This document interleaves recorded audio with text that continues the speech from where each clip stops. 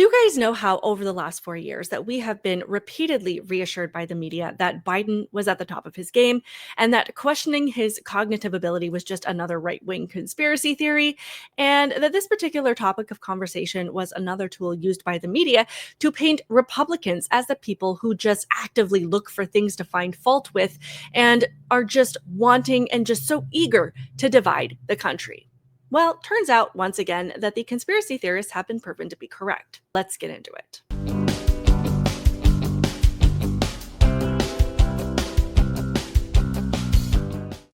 Welcome to my channel, Outspoken Samantha. I appreciate you being here, whether this is the first time you have clicked on one of my videos or you are a returning supporter.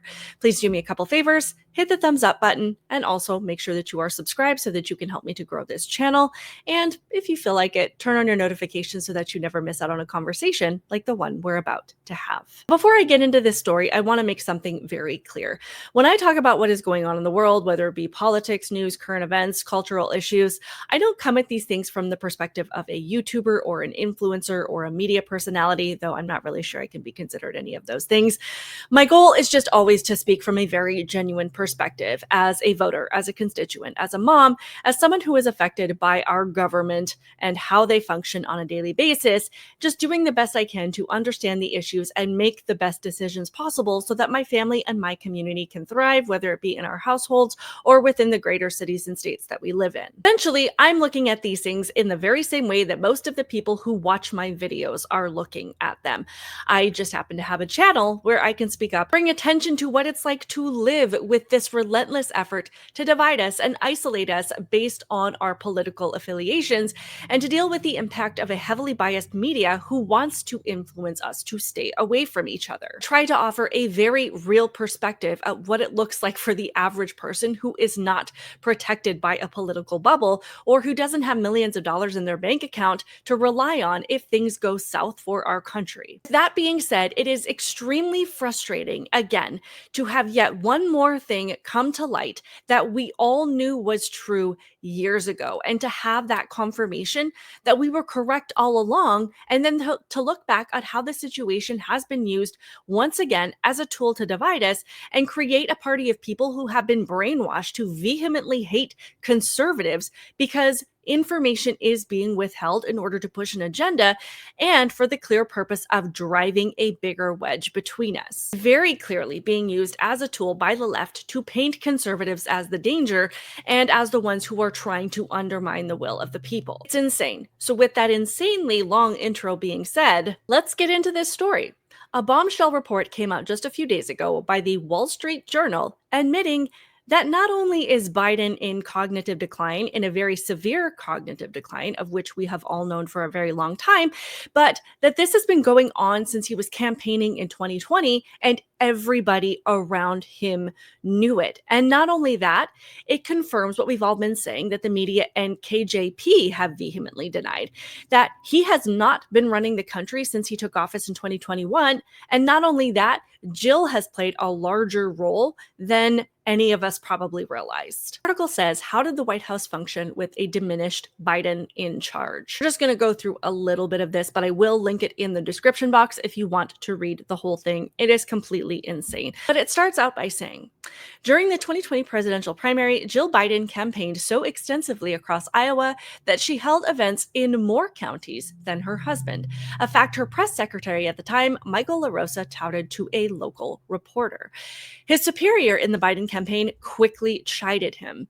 As the three rode in a minivan through the state's cornfields, Anthony Bernal, then a deputy campaign manager and chief of staff to Jill Biden, pressed LaRosa to contact the reporter again and play down any comparison in campaign appearances between Joe Biden, then 77, and his wife, who is 8 years his junior.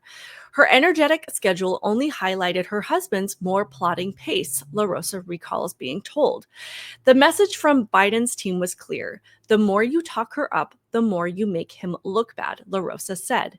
The small correction foreshadowed how Biden's closest aides and advisors would manage the limitations of the oldest president in U.S. history during his 4 years in office. Then goes on to say how they had to adapt to having this person as a leader, meaning they were already making changes from day one to work with someone they knew was going downhill fast. Not only that, it details how there were people filling in roles that previously had been performed by the president, and this is basically an admission that this man was not running things. They had people filling in, and we still don't know who these people are that were basically doing the job of the president. And goes on to talk about how much hand-holding was going on.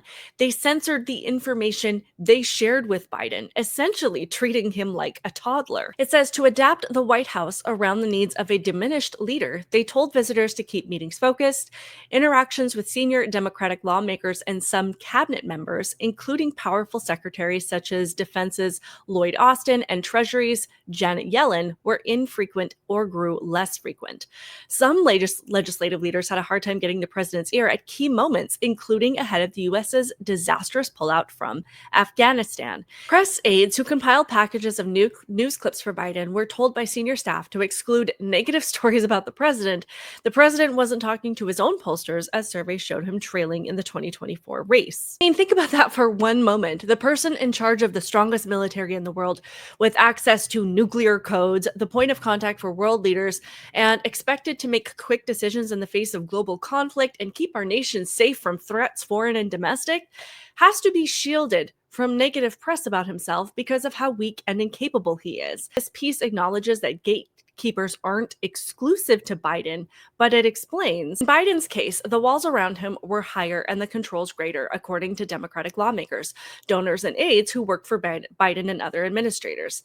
There were limits over who Biden spoke with, limits on what they said to him, and limits around the sources of information he consumed. Throughout his presidency, a small group of aides stuck close to Biden to assist him, especially when traveling or speaking to the public.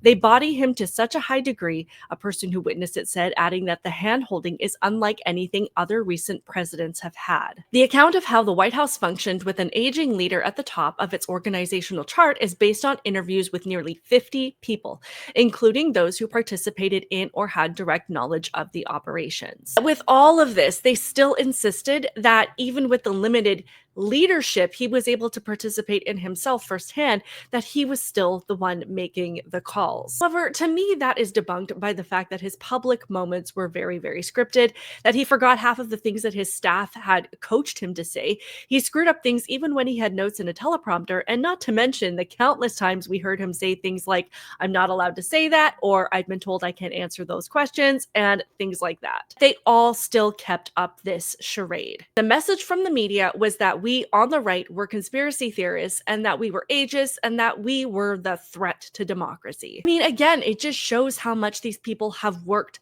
to divide us, because even despite the questionable activity that was happening behind the scenes, there were ways that this could have been handled that in no way did they ever have to blame conservatives for spreading lies or being hateful toward this gentle old man who was just trying to do his job. He could have at least acknowledged that he was not at the top of his game and said, yes, he's getting older, his energy is not what it used to be, but he has a team of trusted experts and advisors around him, and they're relaying messages and directions given by him, and the most crucial issues are being directly handled by him, or something like that. There would have been a level of disagreement with even that, but at least there would have been a degree of honesty. But that would have made it impossible for them to sow division that ultimately they want for our country, because a unified country is harder to destroy and people who are stable are harder to control. So they went full blown in the opposite direction and pretended like Biden was at the top of his game, that he was sharp as a tack, that there was nothing wrong, and that he was just on fire with leadership for the American people. Just as a reminder, here's the clip of the media portraying exactly that message. Start your tape right now, because I'm about to tell you the truth. And F you if you can't handle the truth. This version of Biden is the best Biden ever. She knows so long as she was 9. In fact, I think he's better than he's ever been.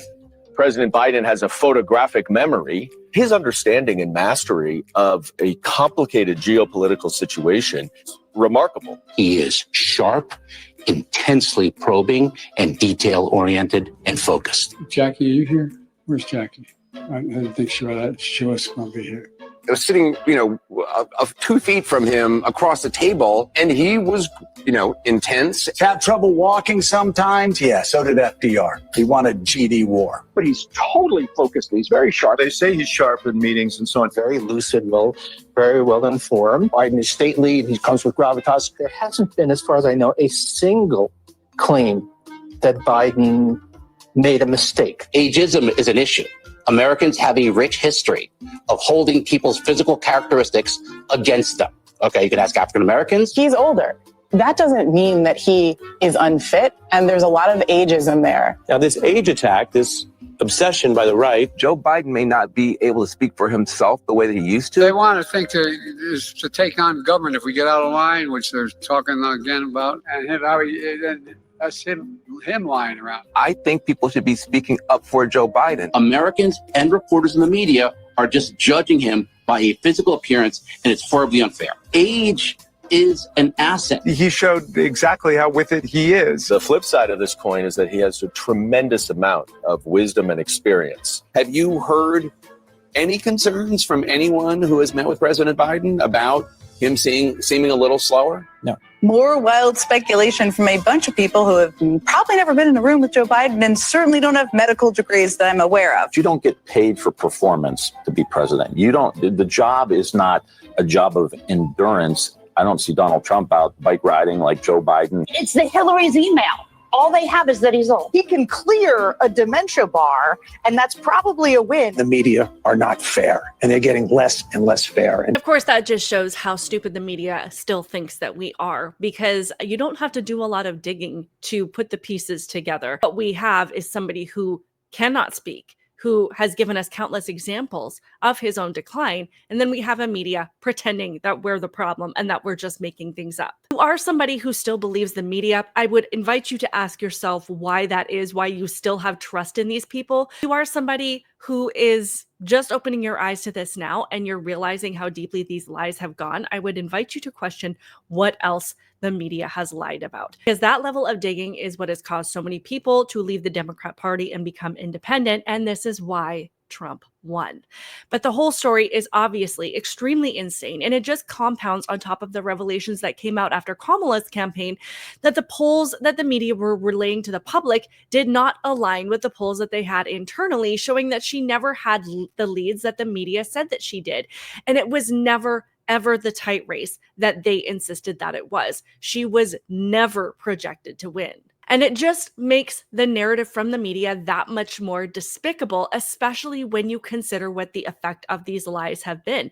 People are having mental breakdowns. They're shaving their heads. They're breaking up family relationships. And the division in this country is at an all-time high. It's not because conservatives are conspiracy theorists, and it's not because we're looking for things to find fault with. It's because the things that the media is saying do not align with what is happening right in front of our faces. And we can tell that they are looking for ways to drive us apart. I mentioned it's concerning overall how little we have come to expect from our representatives, whether they are somebody that is running the country or somebody that has been elected to represent thousands of constituents, yet seem to be completely incapacitated. We have Mitch McConnell, who has practically had 2 strokes during live broadcasts, yet he's still in office for some reason. We've got Nancy Pelosi, who's like 150 years old, and she is in the fall and break your hip era of a life, yet she's still in office. One of the craziest stories that came out within the last couple of days is that this congresswoman from Texas, Kay Granger, who is, I believe, the congressperson over my area, has been missing for months. She hasn't cast a vote for anything since July. Her office in Texas is vacant, and it turns out she's been in a nursing home with dementia for the last 6 months, and nobody knew about it. As this post says, being a politician shouldn't be a lifelong career. It should be something one reluctantly does for the betterment of society. It's time Congress sets term limits. What's frustrating is that it's not just about the people that are representing us that are incapacitated, it's that they have whole teams of people around them propping them up and keeping them in place. And not one of them has the integrity to come forward and set the record straight and to be honest with people about what is going on. At the end of the day, this isn't a partisan issue. The lowest bar that all of us should have is to have representatives that are not on their deathbed. The whole thing is just extremely frustrating, and we, the people, deserve a lot better. But I would love to hear all of your thoughts on this in the comments below. Please be sure to hit that thumbs up button. Make sure that you are subscribed. Keep it real, guys, and I will see you in the next one.